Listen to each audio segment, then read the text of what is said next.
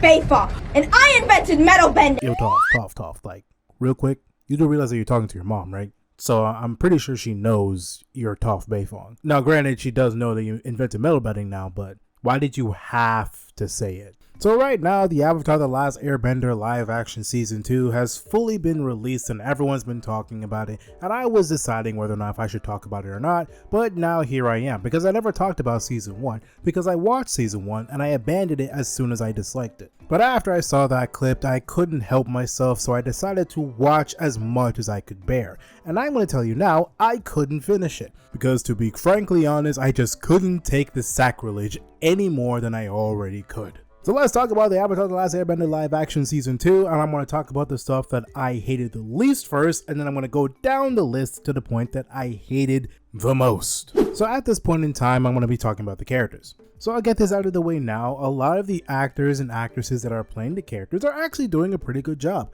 Toph has been doing a really good job. Sokka is still okay. He gets a little chuckle here and there. Katara is there. Iroh's not doing too bad, but I still don't like the fact that they took away a lot of his whimsy. Zuko is 10 times more angsty than he always is, and honestly, I do like the actor that's playing Zuko. He could have done a really good job, but unfortunately, they made him go down a path that I just absolutely do not like. Aang is nothing more than a random ass for no random reason. Wait, Suki was in this season? Why do I not remember her? And Azula has been doing a pretty good job with her two sidekicks, non-bender number 5 and non-bender number 6. What, you thought I was going to call them Ty Lee and May? Those are not the two characters that I've grown up to love ever since the cartoon. I'm sorry, they're just not. As much as I'm playfully clowning these characters, I honestly genuinely believe that whoever was writing the live action of Avatar The Last Airbender clearly didn't watch the show through its entirety. They only watched it through clips or maybe TikToks or shorts and only saw bits and pieces of the major story being presented to it,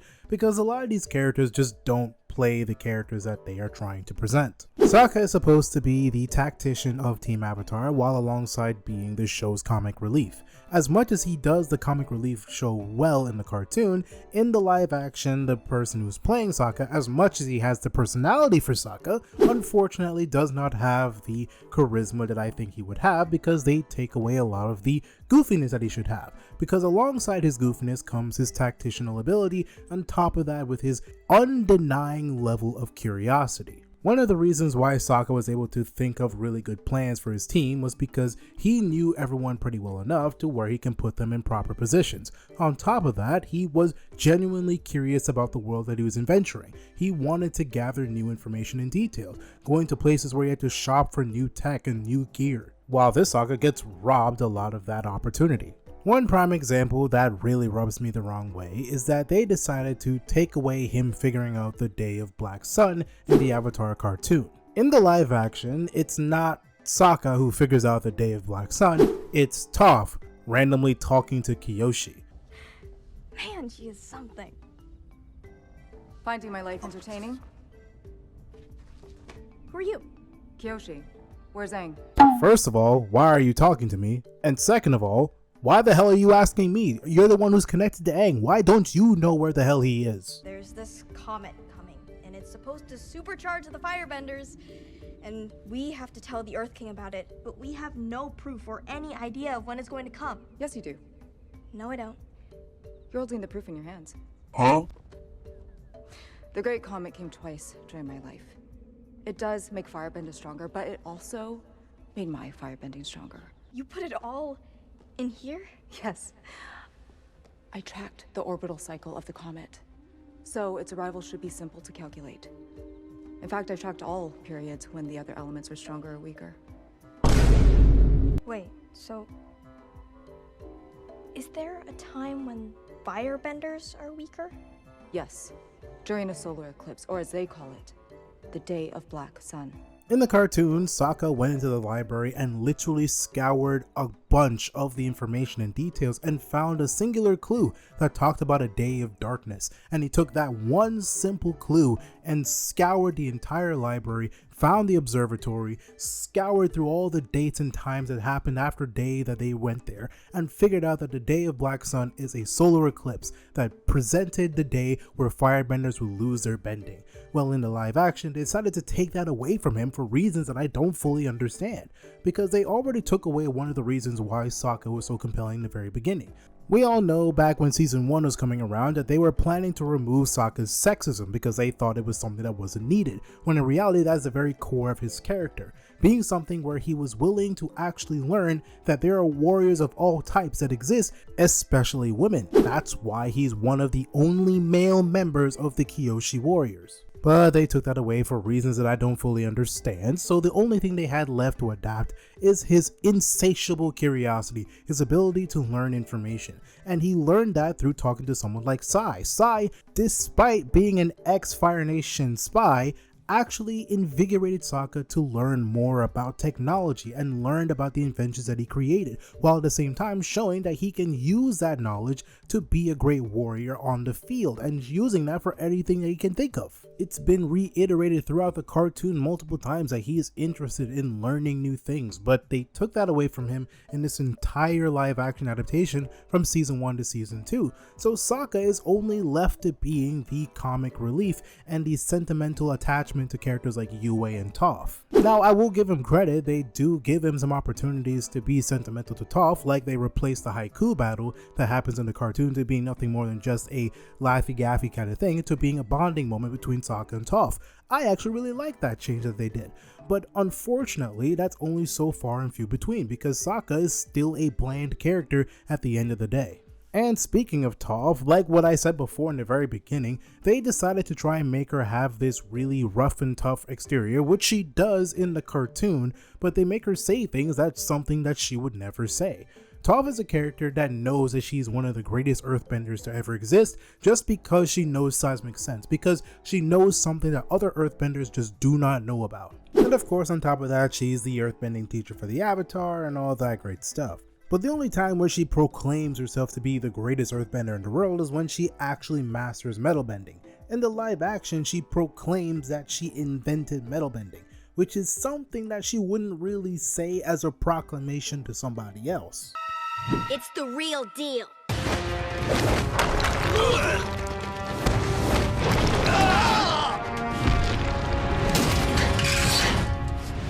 I am the greatest earthbender in the world. Don't you two dunderheads ever forget it.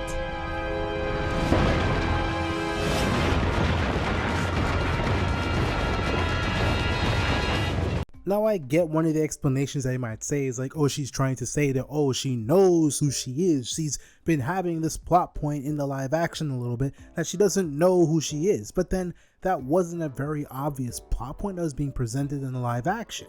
She already knew from the very beginning that she couldn't be the daughter that her parents wanted. All she wanted to be was herself, so she already relatively knew who she was. In the live action, they tried to shoe in that explanation saying that she didn't really know who she was when they were having this character assassinating argument in Team Avatar after they had been exposed by the Dai Li leader Longfang. And they had this big argument, and at this moment in time, this is probably one of the biggest character assassinations for all these different characters, because at that moment in time, Toph is with the group and she believes that she is known by that team, that who she is, they know who she is. But in the grand scheme, after this argument, when Aang decides to blame everyone for everything going wrong and why Appa got kidnapped and why they were betrayed and all these different things, it jumped to this point where they all had to separate. They had to shoe in this conflict that didn't really match for any of the characters. But really, it's only at that point when Toph actually talks about, oh, I thought you guys knew who I was, and then she left, and of course she got took by her mom. But like I said in the very beginning, this argument was one of the moments in this entire watch of the live action that where I decided to say I can't do it. This argument is a massive character assassination of Aang. Aang, for whatever reason, has jumped to the point where he blames everyone for everything. He blames Toph for the capture of Appa. In the cartoon, yeah, sure, he might have passed some blame to her, but he never outrightly 100% blamed her, as long as they were helping him find Appa in the end. And then on top of that, he was blaming Katara for not caring about him or anything at all. That was something that I didn't fully understand. Like, Katara is Aang's darling. He is willing to do almost anything for her. And yes, he may goof around with her, but the very moment where she is a little bit uncomfortable with the joke that he's done, he literally immediately retracts and says, "Oh, I didn't mean it, I'm sorry." And then he just goes back to what he was used to doing. He understood that him trying to change his personality for her was never going to work. In the live action, as much as they wanted to make him be this more live actionly serious version of Aang jumped to the point where he was willing to blame her because she became the painted lady in season 2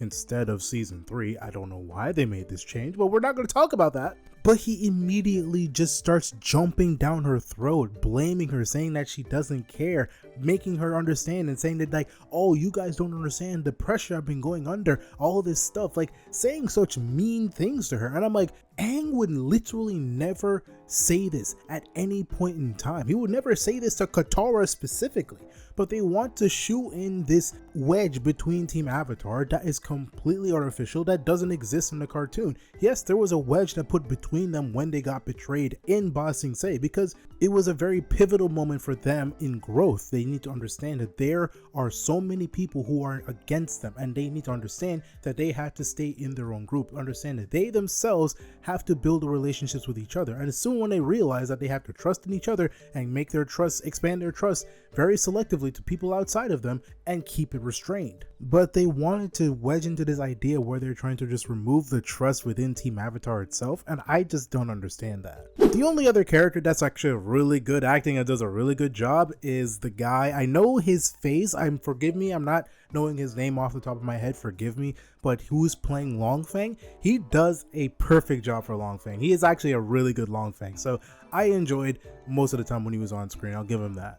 But now I want to talk about the bending. Now, I wanted to compare this to these other adaptation that thou shall not be named. I wanted to compare this show's bending to that show's bending. Now, I will give you credit. It is better looking than the other adaptation that we shall not talk about, but it still lacks the very heart and the very influence that existed in the cartoon. Because the action in this show isn't exactly bad, but it doesn't feel like anything groundbreaking or different compared to anything that we've ever seen before. It doesn't seem like a true live action adaptation taking the martial art inspirations from the cartoon and applying it to the TV show. In the first fight in the very beginning of the season, it's pretty good, but then it also understands that they kind of messed up in the first season because they didn't really focus on the waterbending aspect for Aang. Like, they didn't really focus on his training for that. So in the season 2, they had to make it shown and implied that, hey, by the way, he is better at waterbending now, because the first fight that Aang does, he throws water at someone, he fails because he messed up the stance, and Katara had to, correct him. But one thing is very apparent is that the martial arts influences that's from the cartoon definitely didn't fully transfer to the live action, because don't get me wrong, a lot of the actors have the physicality to do a lot of the flips and jumps and crazy movements to do the cool things that they've been doing, but it also needs to understand that they are relatively doing a lot of similar movements. Like, Aang's not even really doing a lot of floating around very often. Even in the Avatar state, he's not really flying very often. Like, he barely even lifts off the ground, which is another conversation, but I don't even feel like talking about that. I don't want to talk about that. It doesn't look good. One example to me is when Zuko is doing his firebending. He does relatively the same flip almost every time he's in a fight. Like, he doesn't seem like he's doing anything very different. Same thing with Azula. Azula moves like she's a sorceress. Like, she doesn't actually channel the fire bending. Even when she does lightning bending, she doesn't charge up doing a lot of motions and does the charge up, because it's a different type of bending outside of fire bending. So it does kind of like this thing where she kind of like one-shots everyone because she can just open her fingers and lightning flies out like a damn Palpatine. Like, that's not how that works. But I will admit that's a little bit more of a nitpick, because I couldn't expect a very direct adaptation from the cartoon to the live action for the bending, but I expected a little bit more in-depth understanding. But then granted, the action in this live action isn't exactly apparent, because the cartoon has fighting, but it's not always fighting, because I know they had to cut out some bits and pieces, but they didn't have as much fighting as I expected them to do. so I wasn't really thinking too much about how whether the bending looked or not. But I will say I am a tad bit disappointed on the adaptation that they went with it, because I feel like it's a little bit, like I said before in a lot of the character development, soulless. But now I'm gonna go jump into the things that I absolutely hate about this live action adaptation, because honestly I tried to find a lot of positives. There are some decent positives in the live action, but honestly, like, there's so many things that they did that I just don't fully understand, and I already talked about some of them already. Like the prime example, that the argument that happened between Team Avatar, I'm not gonna jump in too deep into that understanding again, but that was one of the worst character assassinations of all of them combined. But then I do not like the fact that it seems like they're implying to jump into something I don't want them to do. Like they might be jumping to the idea of Zatara. For those who are unfamiliar, Zatara is the ship between Katara and Zuko, a ship that should never ever exist. But unfortunately, from the live action's depiction, it almost looks like they're leaning towards that idea. Because what it seems like they're doing is that the Painted Lady, or aka Katara, and the Blue Spirit decide to team up once in a while. They fight together, they join forces, and at the very end, when they learn each other's identities, Zuko breaks down his burn history, why he actually has this scar on his face. Because honestly, I'll give him a little bit of credit, I'll give him a little bit, even though I still hate it. He breaks down why he gets a little bit of a burn. It's not really breaking down in the cartoon, because all we know is that Ozai burned Zuko. But then Zuko goes into detail saying, oh, do you know what it takes for a firebender to get burned in the first place? Because firebenders for the most part have a relatively built-in fire resistance. And he was breaking down that essentially he had to strip away his built-in self-defense mechanisms and just get burned by his father, which I thought was actually a really cool detail to add. I will give him that. But in the grand scheme, they're trying to have this bonding moment between Zuko and Katara, and I don't want it. I don't want it. I don't want an inch of it. I don't like it. I also don't like the fact that Azula shot Aang in the chest. I don't know how that happened, because in the grand scheme, in the cartoon, he defended himself first, encased himself in diamond, and then started floating, and she shot him in the back. It's supposed to be symbolism, great symbolism, because Aang is always running away from his responsibilities, so he got shot in the back. Something like that. It's a lot more deeper than that, but that's part of the symbolism. She's shooting him in the chest immediately as soon as he spawns in the Avatar state just feels random, and it felt kind of lazy, I won't even lie to you. But who am I to question the decisions of the Avatar The Last Airbender live action team? They know best, they know what they're doing, I promise. I give them money to know that they're doing their good job, I know it. I also absolutely hate the complete erasure of Roku, because keep in mind, in the very beginning in season 1, Roku is the one who explains to Aang about Sozin's comet and all these different things about how he's supposed to learn the bending styles a lot sooner than he is expected, because he told him, he's like, yo bro, I kind of messed up. I won't even lie to you. I was supposed to kill my boy Sozin. I folded. I won't lie. You kind of suffering because of my mistakes. My bad. No, don't get me wrong, I'm not mad at the fact that they have a depiction for Kyoshi and Yang Chen at other points of the stories that don't exist in the cartoon. I'm not mad at that, trust me. But the idea is they chose them at moments that I just do not understand. Even when the avatars are starting to show up to the other members of the team, that is not completely out of the woodwork, because in the comics, Kyoshi actually spoke to Suki at a point in time. So it's not completely out of the possibilities for that to happen. But the problem is that they are doing it incorrectly. Like I said before, Kyoshi showed herself to Toph, and she decided to reveal that her diary has all of the bending styles, buffs, and nerfs at random points in the years. Don't know why she knows all that information and why she has it written down, but we're not going to talk about that. We're going to just say that, hey, I know it. Go tell Sokka. He doesn't have to figure it out on his own. He doesn't get that. He doesn't get that. He doesn't deserve that at all. But the thing is, since they completely removed Roku, Aang doesn't have a mentor to fall back on. He doesn't even reach out to Kyoshi or Yang Chen. I wouldn't have been mad at the fact that he constantly goes back to Yang Chen, given that she is another air nomad. That would have been a cool decision they could have gone by. But no, we gotta remove Roku, and Aang has to suffer on his own. He just gets mad, yells at everyone, blames everyone, and then they just come back to him because, oh, it's because he's the Avatar. No, I'm not having that. Now also apparently, because I kind of skipped to this point, like I said, I gave up on the episode. Apparently they didn't make it where Iroh already is in the White Lotus. They changed the thing where Iroh actually is invited to the White Lotus and he meets Zhang Zhang for the first time, and they don't know about the White Lotus, so they're learning out as they go along. And I'm sitting here going like, I don't know why you're making this change, because what's going to happen in season 3 when Aang is fighting Ozai and they have to regain control over Ba Sing Se, who's pulling up? It's not gonna be Iroh and Jean Jean. Now you might say like, oh, because no, they're already going to be there. But I mean, the whole point of it is that they were already masters and they were already top tier and they had all of the other characters. Who's going to be Pakku? Who's going to be training Sokka in season 3? I don't know. They're supposed to already be part of the White Lotus, but you know what? I'm not going to talk about that. That's a whole different thing. I'm not going to bring that up. The thing is, like, I'm not against the changes that they might be doing, but the problem is all the changes they're making just adds a lot of consequences to the later points in the story, like they did in season 1. Like, a lot of the waterbed stuff got literally lost to time, so now in season 2 you would think like, okay, they're gonna add a little bit more bending practice. Even though we have 7 episodes, we can squeeze something in 1 episode. No, earthbending has kind of got tossed away also. He has only like a quarter portion of an episode where he learns seismic sense, but he doesn't even master, he doesn't even do it well. So I don't know where they're going. Some of the decisions they're making is going to have long-term consequences. Also, I'm going to ask this, since Sokka doesn't figure out the Day of Black Sun, who's leading the charge against the army in Ba Sing Se to reclaim control? Who's going to do that? But one of the biggest sacrileges I will never accept. We all know one of the greatest episodes to exist in Avatar: The Last Airbender cartoon is Zuko alone. It's the very episode where you see Zuko living the very turmoil that he has to fight against. The darkness in his heart compared to the good souled natured man he wants to be, when he's venturing and he's sweating and he has no water and he's on the verge of death because he has no rations, and he runs into the pregnant lady and her husband and he sees the bag that he has, and what does he do? He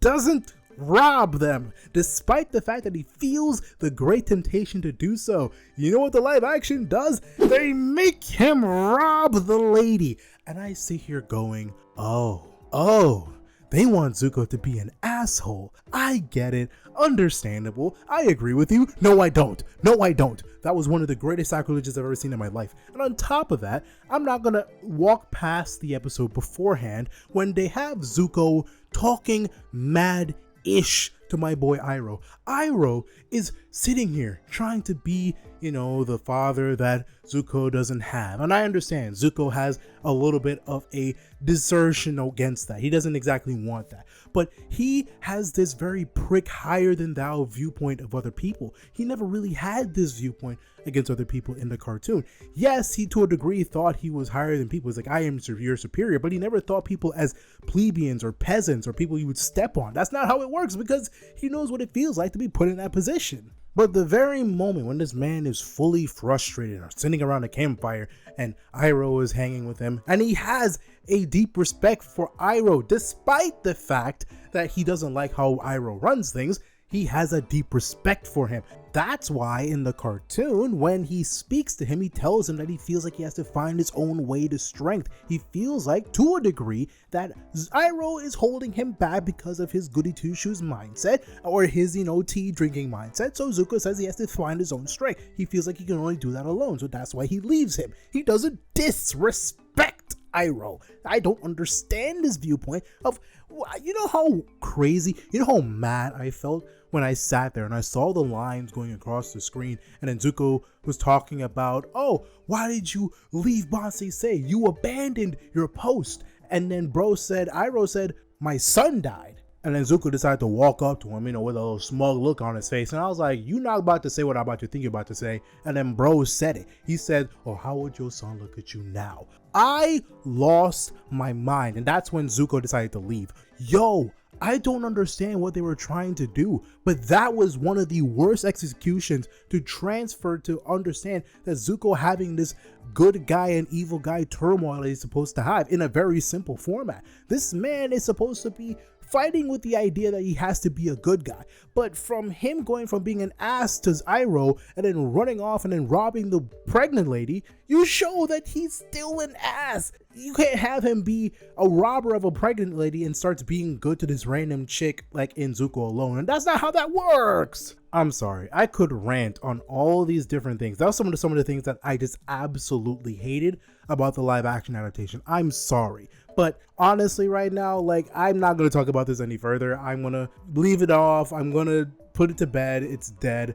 when the live action season 3 drops, at least when it does, I don't know if it ever will, but if ever does, I'm gonna skim through it, see what it got, see if it's actually, you know, does any improvements. But outside of that, that's it, bro. Like, we all know good and well, live action adaptation of Avatar The Last Airbender was never not gonna be good. That cartoon is way too peak to be adapted to live action. But yeah, that's all of my thoughts about season 2 of Avatar The Last Airbender, the live action. Let me know what you guys feel about the live action in the comments below. If you're a big fan of the series, talk about it. I want to hear your thoughts. Leave a like on this video if you want to see this video pop off. If you like what I'm doing, don't forget to subscribe for more videos just like this. It's your boy Kadukun. I'll see you guys next time, and peace. FMA, handle business, don't play. On point when it comes to the anime. Jack and Daxter, ayy, let's go. The ultimate heroes, don't stop, we on the road. Kadukun, Kadukun.